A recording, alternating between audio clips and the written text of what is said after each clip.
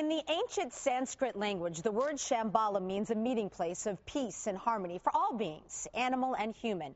Beautiful word, but does such an Eden exist? Well, Shambhala does, in fact, exist. Just head 40 miles northeast of Los Angeles, deep into the San Gabriel Mountains, and there you will find the Shambhala Preserve, a 70-acre plush paradise serving as home to 57 lions, tigers, and leopards, and other exotic felines. You'll also find the screen legend who starred in Alfred Hitchcock's The Birds and Marnie, Tippi Hedren. This is where Tippi calls home.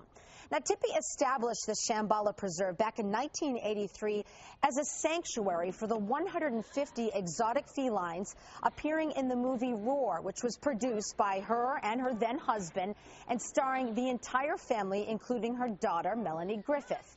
Since then, she has taken in hundreds of neglected, abused, and unwanted big cats and has made the preserve one of only a handful of accredited facilities in the United States designated by the American Sanctuary Association. Every animal at Shambhala has a story, and while some came from places providing decent care like Michael Jackson's tigers Thriller and Cebu, who formerly resided at Jackson's Neverland Ranch, the rest really have heartbreaking pasts. I recently had the chance to speak with Tippi Hedren via Skype. Can you tell us about the history of some of the animals there, the heartbreaking stories that you've seen that have caused you to dedicate your life to all of this? I'll give you an example of Boo, who was a black leopard. He was purchased in Texas for $6,000. He was scratching the lady's satin sofas and chewing her Jimmy Choo shoes. So she put him in a closet, and that's where he lived. The husband would come home at night, wrestle with him, causing him to practically go insane. They brought him to Shambhala in a zippered clothes bag in the trunk of their car. Boo's traumatic story is just one of thousands in this country. The fact is there are more tigers living as pets in Texas than in their entire native country of India. It's such a huge business that U.S. Fish and Wildlife put it on a par with illegal drugs. There's nothing good about these animals being born in the United States. Nothing good about it for the animal, because the animal is simply born to be in prison for the rest of his life. To put a stop to trafficking of these big cats, Tippi co-authored the Captive Wildlife Safety Act, which was passed by Congress in 2003. This federal law prevents the sale and or transportation of exotic felines across state lines with certain exemptions like the circus. And believe it or not, this is big money business, and Tippi's life was threatened while actually trying to get this law passed. Even the FBI had to step in. I couldn't drive my own car. I had to rent a car, have somebody with me at all times, had check under the car to make sure nothing was planted underneath the car, like a bomb. It was a nightmare for a while. But that has not stopped the 81-year-old actress from pressing ahead. She is now introducing a bill that would ban all breeding of the exotic feline for personal possession or financial gain in the United States. Right now, only 19 states have laws prohibiting private ownership of the exotic cat. The Bay State actually has one of the strictest laws. 16 states have partial bans and 15 have no regulations at all.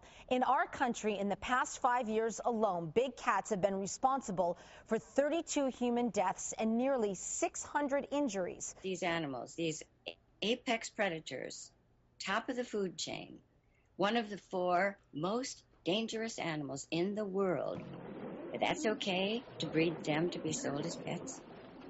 It isn't in my eyes, not at all. In a split second, without warning, they can kill you or hurt you very, very severely.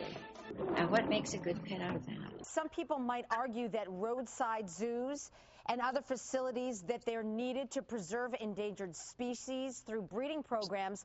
What do you have to say to them? There is no breeding program that exists that you can put the animals back into the indigenous areas from where they come. They've had relationship with a human. Not only that, they haven't had a mom to teach them how to live in the wild.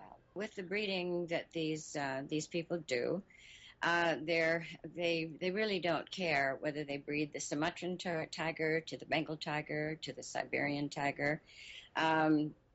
They You know, all they want is those cubs, completely destroying the different races of tiger. In fact, one of the residents at Shambhala is the result of unnatural breeding that could only occur in captivity. Patrick the liger. Now, his dad was a lion, his mother was a tiger.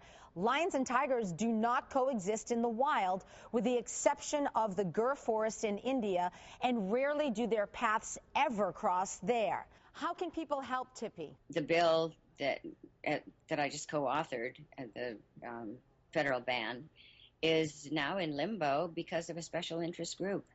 The circus, and with their strong lobbyists and the huge amount of money the big circuses have, they have literally said that unless I exempt the circus from breeding these animals, or the people who breed for the circus, that the bill will not pass. I hope that you will find it in your hearts to contact your members in Congress, write to the president, write to your congressmen and your senators, and that could be very, very helpful. You have a voice. And what about the Shambhala Preserve? How can people become involved? You could check on our website, Shambhala, SHAMBALA.org, O-R-G. You can find all the different programs that we have, our educational program, the Adopt a Wild One program, the membership. What we try to do is give them a really good life here. They are fed the best of food. We try to give them, things to be busy with, whether it's the great big boomer balls or a bunch of tree limbs or whatever it is that they could, that they might be enchanted with out in the wild. I have to raise $75,000 every single month to keep Shambhala open. Wow. And it's extremely difficult, especially now when our economy is so far down. Tippi, you have really an incredible, a unique life. You are an icon on the silver screen, and now you wake up every morning to a chorus of lions outside of your window. What's your favorite part of being involved in all of this? I love seeing these animals. I love them more than my next breath. They are not pets. And as much as I love them, as much the wonderful care that we give these animals, they shouldn't be here, and my heart just goes out to them.